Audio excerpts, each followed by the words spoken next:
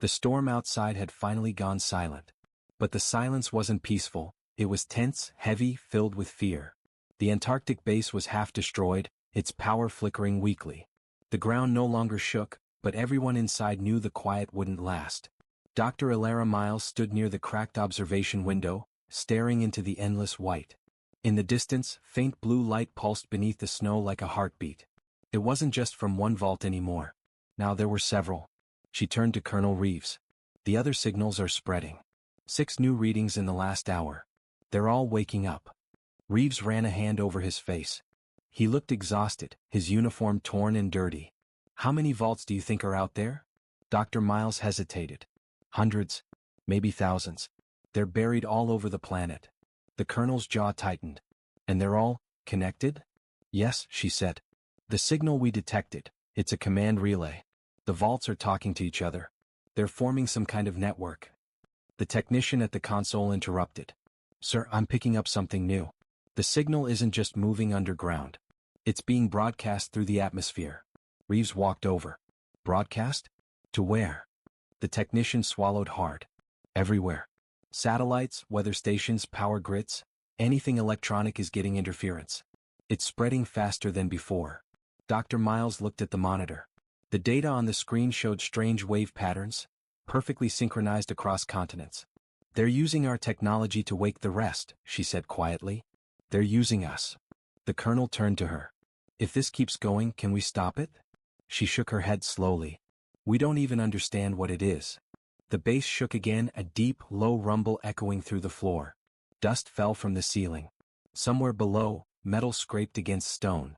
Reeves barked an order. Seal the lower tunnels. I want every entrance to the vault frozen shut. But before anyone could move, the communications console crackled to life. Static filled the room, followed by a strange voice, soft, calm, and mechanical. System reboot in progress. Primary core awakening. Everyone froze. Dr. Miles leaned closer to the speaker. That's coming from the vault. The voice continued, human biosignatures detected. Access protocol denied. Override in motion. Then the signal cut off. The technician turned pale. It just overrode our system. It's inside the base network. Every screen flickered. Data began to scroll across at incredible speed. Symbols, numbers, equations no one could understand.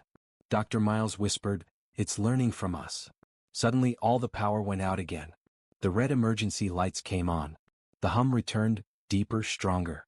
This time it wasn't coming from one vault. It was coming from beneath all of them. An hour later, Dr. Miles sat in the main lab, going through satellite images. Reeves stood beside her, arms crossed. These were taken just before the signal hit the satellites, she said, pointing to glowing spots on the map. One here in Siberia, another under the Pacific, 2 beneath Africa, and 1 in South America. All active. Reeves frowned. That's every continent. She nodded. It's global now. He slammed his hand on the table. Why us? Why Earth? Dr. Miles stared at the screen. I don't think these were built by aliens, Colonel.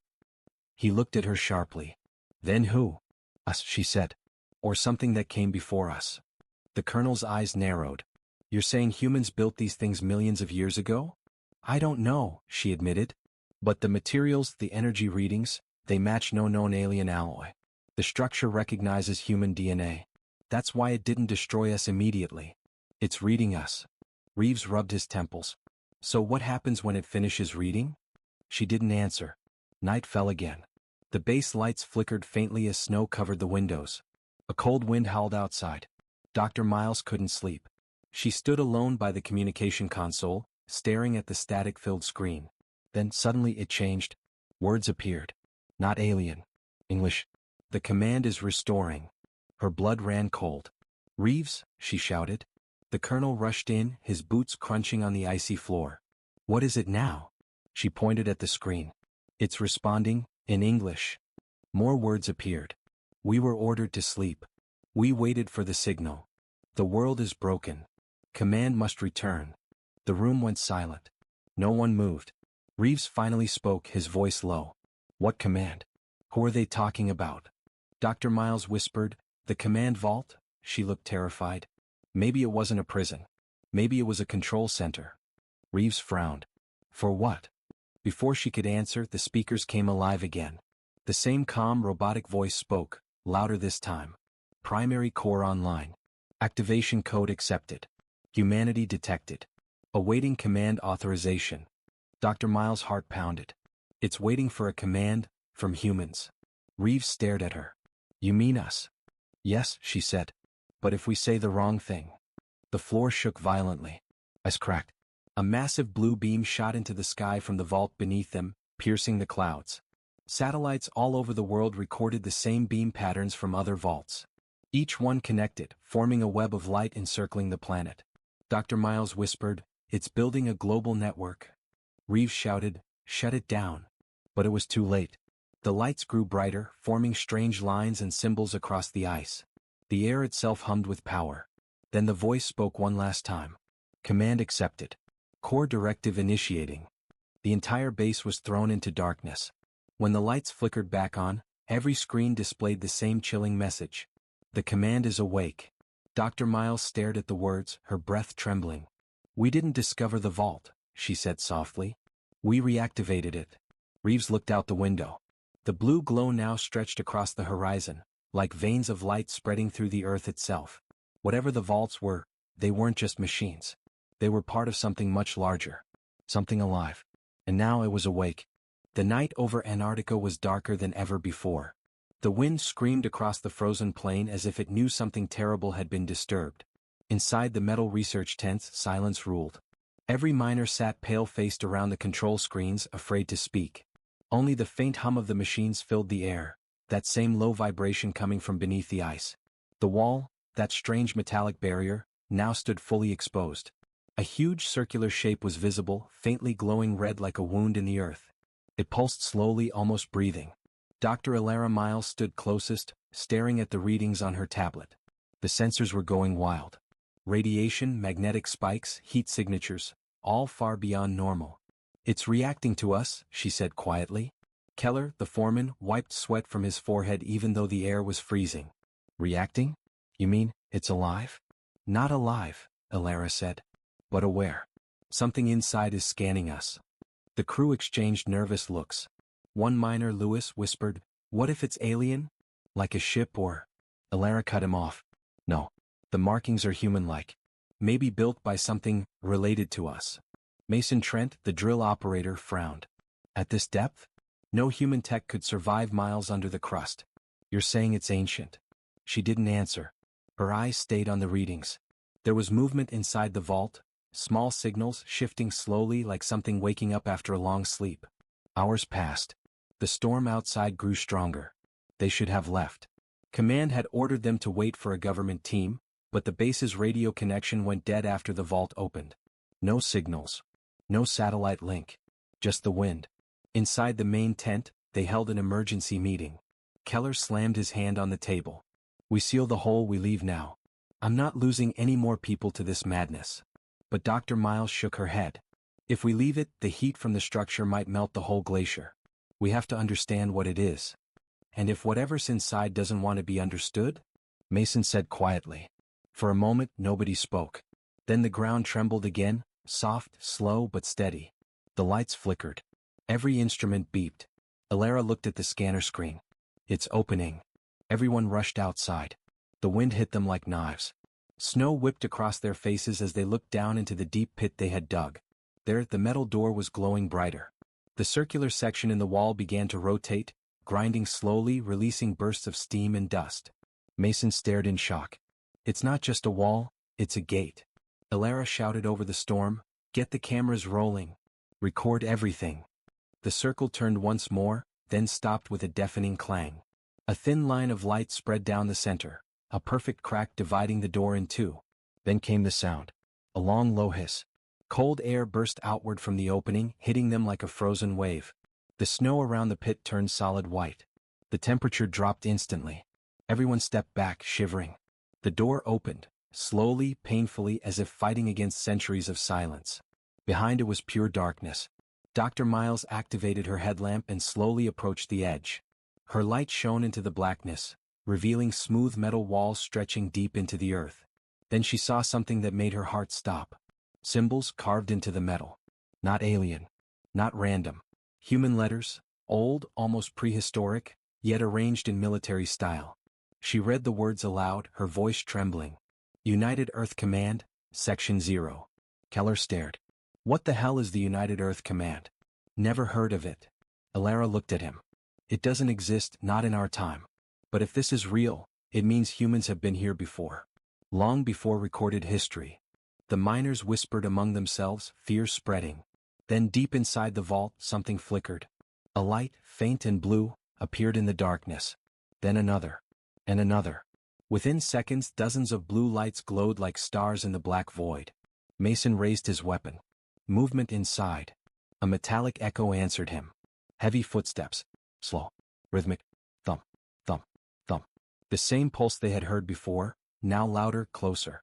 Elara whispered, it's the same pattern, the same heartbeat.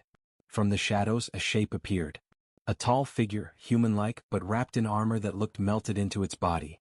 The armor glowed faintly with blue veins of light. It stood still for a moment, facing them. Then, in a broken mechanical voice, it spoke.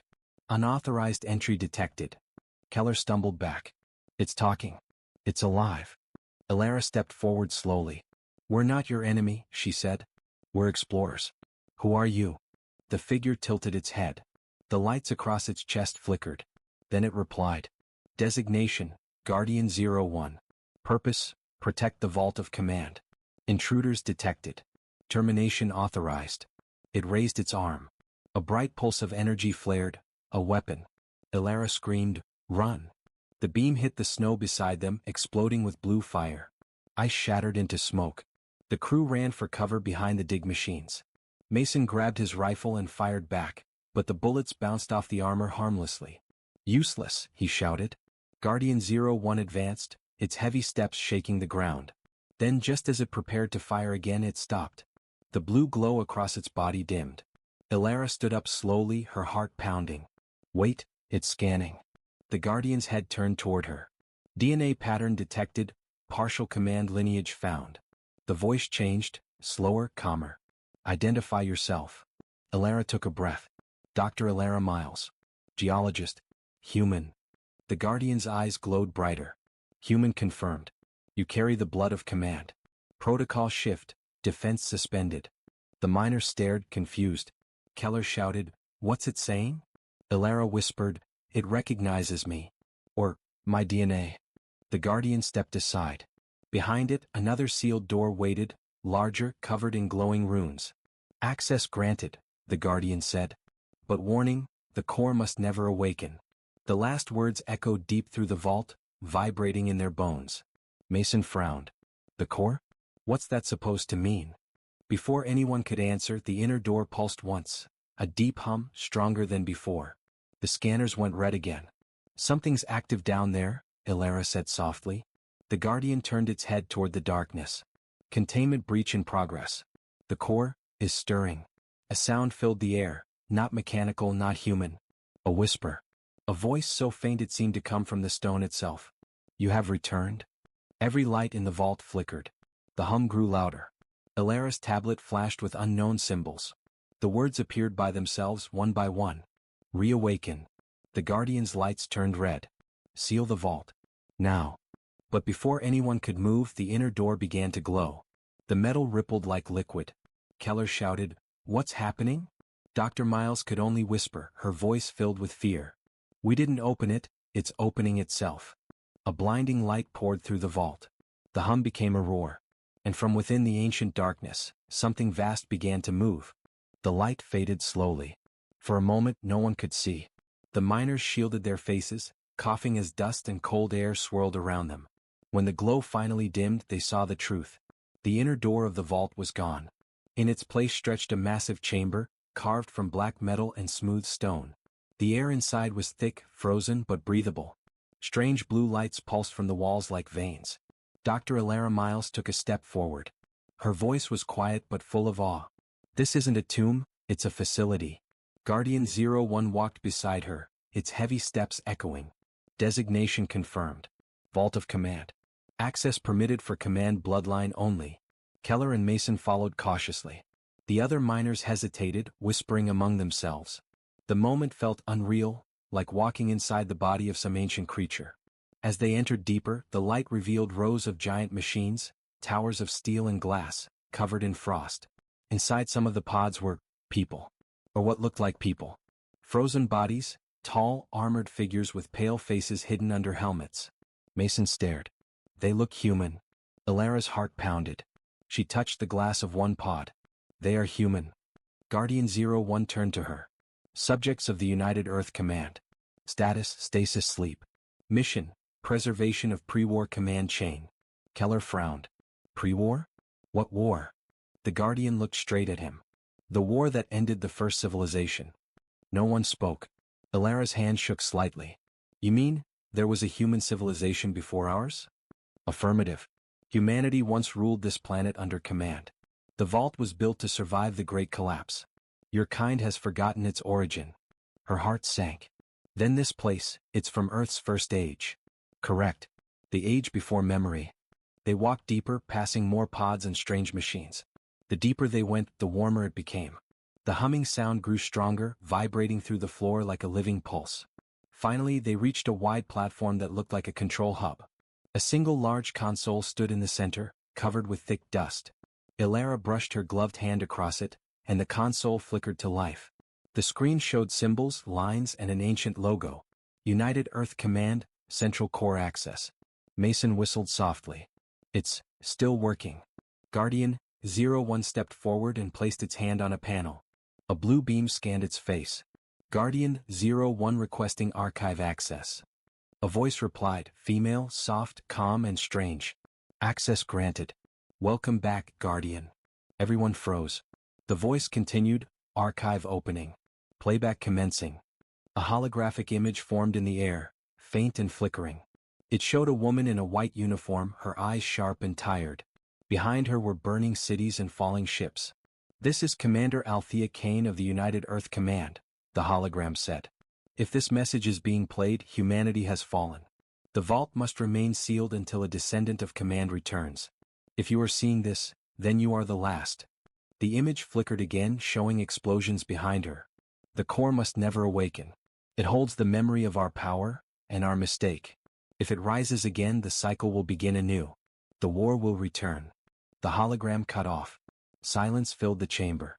Ilara stood still, her breath shallow. They knew. They left this warning for us. Keller whispered, so there really was a war, and they destroyed themselves. Guardian 01 turned its head. Correction, humanity did not destroy itself. It was attacked. Ilara looked at it quickly. Attacked? By who? The Guardian's lights dimmed. Records incomplete. Entities identified as the Fallen Sky. Enemy designation, unknown. Command ordered total lockdown before defeat. Mason stepped back. So, this vault isn't just a bunker. It's a fortress. Ilara stared at the glowing walls. A fortress, and a grave. But then the console beeped again. The same female voice returned, this time distorted. Genetic link detected. Command bloodline confirmed. Access to core chamber authorized. Ilara froze. It's reacting to me. Guardian 01 turned sharply. Access must be denied. The core is unstable. It cannot be awakened.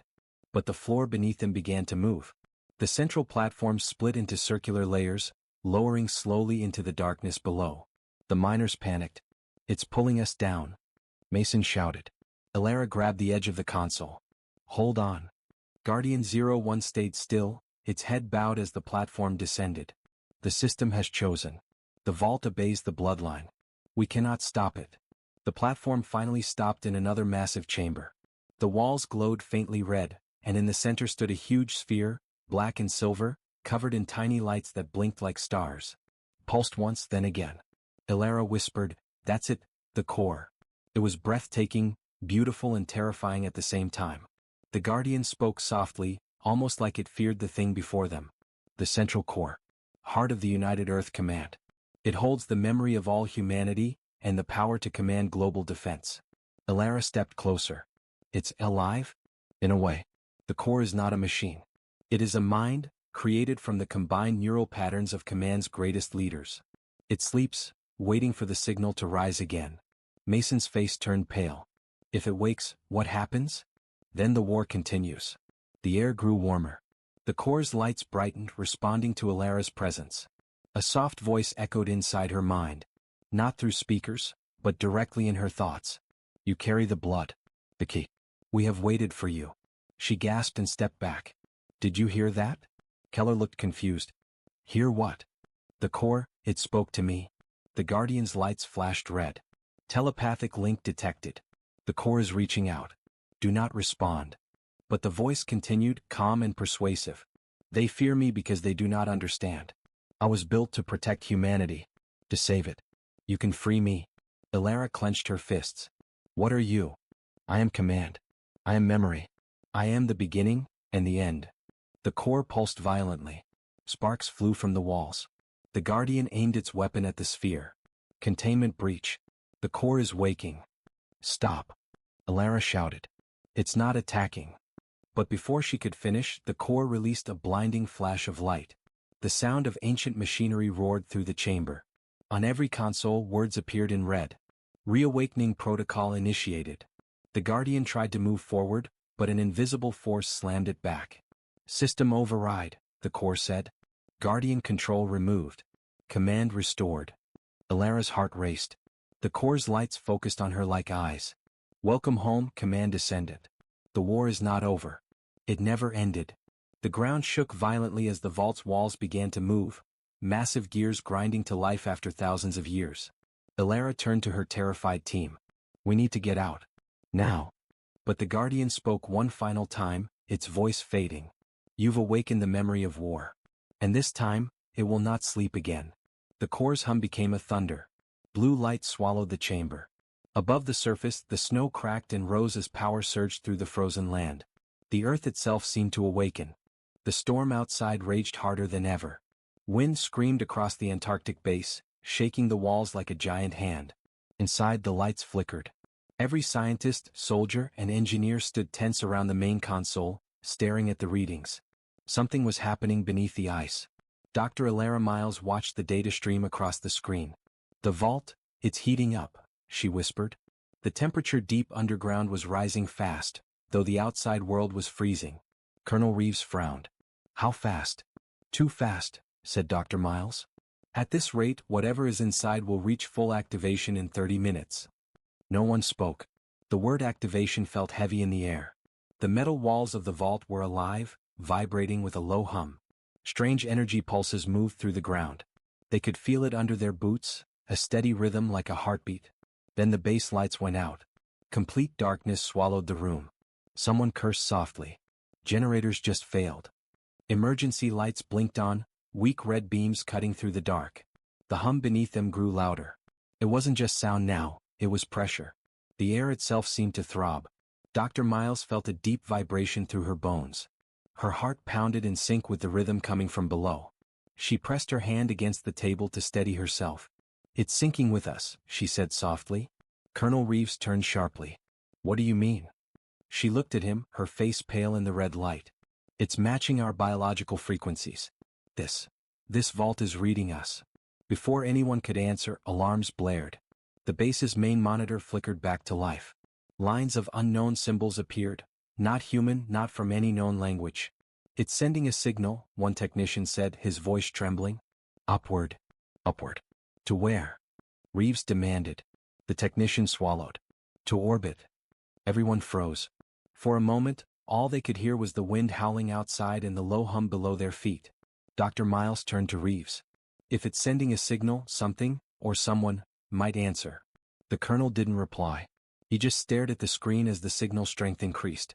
It wasn't a random transmission. It was organized, coded, intelligent. The signal spread fast. Within minutes, satellites across the planet picked it up. Even the space stations reported strange interference. The whole world was now aware of something happening in Antarctica. The hum stopped suddenly. Silence filled the base. Then, deep beneath the ice, a sound echoed, a heavy metallic clang followed by a low grinding noise. The door, whispered Dr. Miles. It's opening. Cameras sent down to the excavation site showed the massive metal gate shifting, ice cracking as it moved. Dust and steam filled the air. The metal plates slid apart, revealing a blinding light from within. The signal changed tone. It was no longer just a pulse. It sounded like a voice though no one could understand the words. It echoed through their equipment and into their ears. "Turn it off," shouted Reeves. "Shut down the feed." But the systems didn't respond. Screens flickered wildly, showing distorted images, shadows moving inside the vault, forms too bright to focus on. Dr. Miles leaned forward, her eyes wide. It's not machinery. It's energy, alive." Suddenly, one of the monitors displayed an image, a humanoid figure, glowing blue-white, standing in the vault's center. Its shape was blurred, shifting like liquid light. Then the image vanished. Everyone in the room went silent. Reeves finally spoke. "Did we just wake it up?" No one answered. Outside, the storm exploded in strength, snow and ice tearing across the barren land.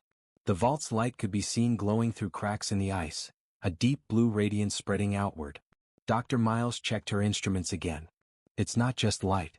It's radiation, information. It's rewriting data and everything around it." "You're saying it's changing matter?" Reeves asked. She nodded slowly. "Yes. And it's spreading fast." The floor trembled again. Then came a sharp, echoing crack, the sound of the ice shelf splitting. The vault's energy surged, sending a shockwave across the base. Monitors shattered. People fell.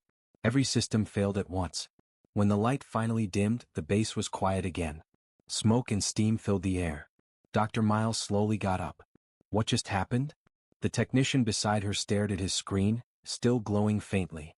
The vault sent one last signal before the blackout. Reeves turned. "Where?" The technician's voice was low.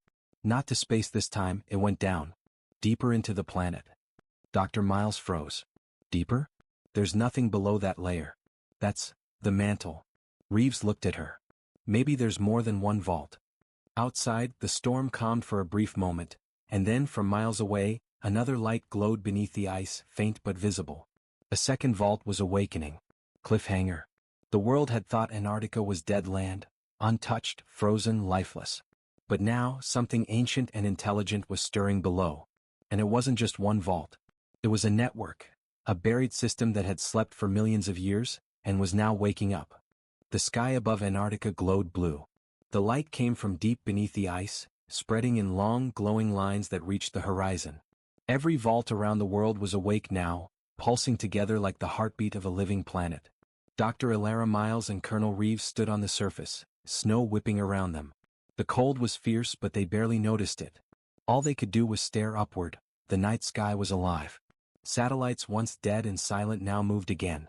Hundreds of them blinked with strange light, orbiting Earth in perfect formation. Reeves broke the silence first. "What are we looking at, Doctor?" Dr. Miles stared at the sky. "A system," she said softly. "Something built to protect Earth, or to control it." Reeves narrowed his eyes. "Protect it from what?" She didn't answer. Hours later, in the command room, chaos filled the air. Screens showed maps of the world, glowing vaults in every region, energy readings spiking, magnetic fields twisting out of balance. The technician pointed at the largest reading. "Sir, the core of the planet, it's changing. Something's happening deep inside the Earth." Dr. Miles leaned over the data. It's awakening. The energy's not random. It's organized. It's following instructions." "From the vaults?" Reeves asked. "Yes," she said. "The vaults are sending power directly into the planet's mantle. They're activating something buried even deeper." Reeves clenched his fists. "You're telling me there's something below the vaults?" She nodded slowly. "Something older. Maybe the reason these vaults were built." The room went silent. Then one of the communication officers shouted, "Incoming transmission." Reeves turned sharply. "From where?" The man hesitated. "From orbit." The room froze. Static filled the speakers. Then through the noise, a voice came, mechanical, broken, but still human. "Command sequence, restored. Human identity confirmed. Defense system initialization in progress." Dr. Miles whispered, "It's speaking in our language again." The voice continued, "Threat level, extinction. Human command returning. Preparing the surface for reformation." Reeves' face went pale. "Reformation? What does that mean?" Dr. Miles' eyes widened as she realized. It's not just a defense system. It's preparing the planet itself for something big. "Like what?" Reeves demanded. She swallowed hard. "Terraforming. But not for us." Outside, the ground began to shake again. Cracks spread across the ice. Blue light poured from the fissures, reaching up into the sky. The air vibrated with a deep hum that made their bones ache. Dr. Miles grabbed the edge of a table to steady herself. The network's overloading. Shut it down. Reeves shouted. We can't, she said. It's beyond our control. The system isn't responding to human commands anymore. It's following an older protocol. Reeves' eyes darkened. Older than humans? Older than our history, she whispered. Suddenly, the communication screen lit up again. A new signal appeared, stronger than anything before. The image on the monitor wasn't just symbols, it was a face.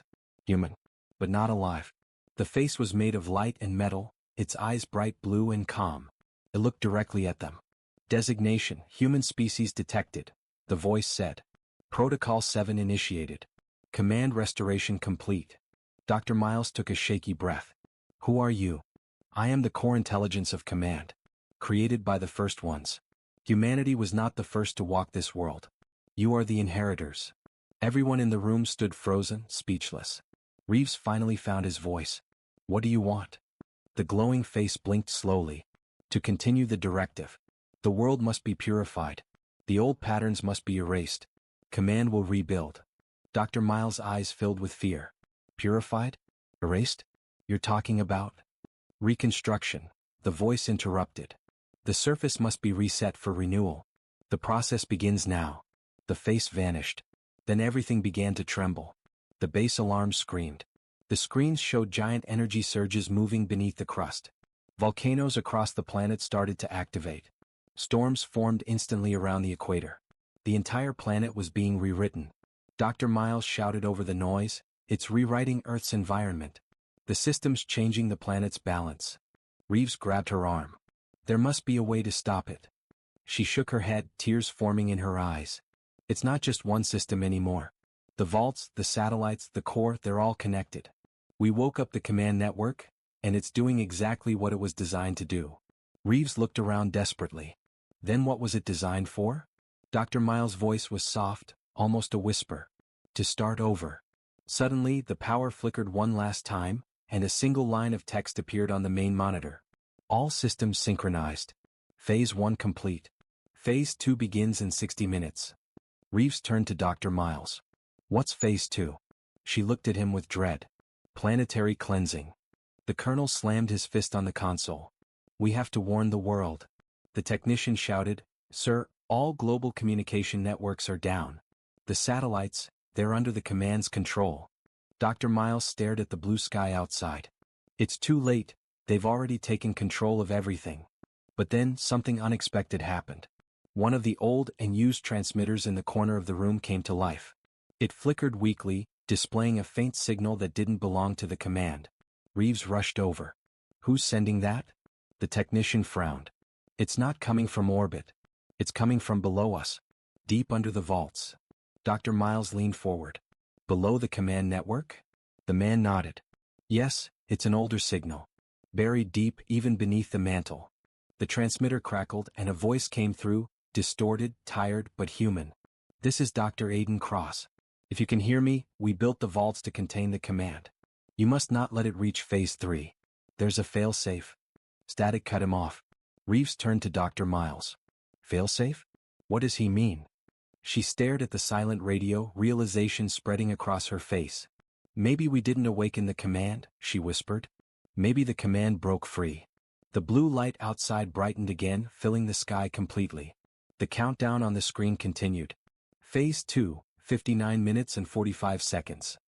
The world had less than an hour before the command began reshaping Earth itself. Dr. Alara Miles looked at Reeves. Then we find that failsafe, or humanity ends tonight. Cliffhanger ending. As the light spread across the frozen landscape, far beneath the Earth's crust, a massive structure stirred. A voice, ancient, deep, and human, echoed through the dark. Command has forgotten. But we remember. And the ground trembled again, as if something else was waking up. Something built to stop the command itself. Would you like me to continue? In the frozen wastelands of Antarctica, the sun barely touched the white peaks. The wind howled like an endless ghost across the ice. Beneath those icy layers, far from the eyes of the world, a group of miners worked on a deep drilling project called Operation Icewell. Their goal was simple, to search for rare minerals buried under ancient rock. But on that cold morning something strange happened. The ground trembled. Their massive drill, built to cut through solid stone, suddenly stopped. The machine groaned, sparks flying as its sensors screamed red. The operator, Mason Trent, frowned and hit the emergency stop. "What's wrong?" shouted Foreman Keller through the intercom. Mason stared at the control screen. "It's jammed, but not by rock. The readings say metal?" Keller blinked. "Metal? At this depth? That's impossible." Everyone gathered around the monitor. The scanner showed a huge flat surface deep below them, smooth and cold. No formation like that should exist miles beneath the Earth's crust. They sent a small camera drone down the borehole. The video feed flickered, then came into focus. A metallic wall, dark, shining faintly, stood in the beam of the light. It looked ancient, covered in frost, with strange markings across it. No one spoke. Later that day, a helicopter arrived, cutting through the blizzard. Out stepped Dr. Elara Miles, a geologist known for her strange theories about pre-human civilizations. Her brown eyes studied the drilling site with curiosity. "You called me here for metal," she said, brushing snow from her jacket. "But this doesn't look like a normal find." Keller nodded, nervous. "We found a wall, Doctor. Deep under the oldest stone layers we've ever seen. I've sent the report to base, but they told me to wait for your analysis before digging more." Dr. Miles looked at the live scanner data. The shape beneath the ice wasn't just a wall, it was a massive structure, extending in all directions. "This isn't natural," she whispered. "It's built." "By who?" Mason asked. "There's nothing down there. No city, no ruins." She didn't answer. Instead, she asked for the frequency logs, the data the sensors had picked up when the drill struck metal. When the technician played it, the speakers filled with a strange sound. A low, steady rhythm. Thump, thump, thump. Almost like a heartbeat. Everyone in the control tent froze. "That's not machinery," Keller muttered. "That's alive." Dr. Miles stayed quiet. "Not alive. But not dead either." Hours passed. Night fell fast in Antarctica. The crew couldn't rest. The sound continued, faint but constant, echoing through the machines. It seemed to pulse with the Earth itself. Dr. Miles set up her own instruments near the drilling site. She noticed something that made her uneasy. The pulse pattern wasn't random. It followed an exact rhythm, one used in early human military codes. "Impossible," she whispered. "No one's used this pattern in centuries."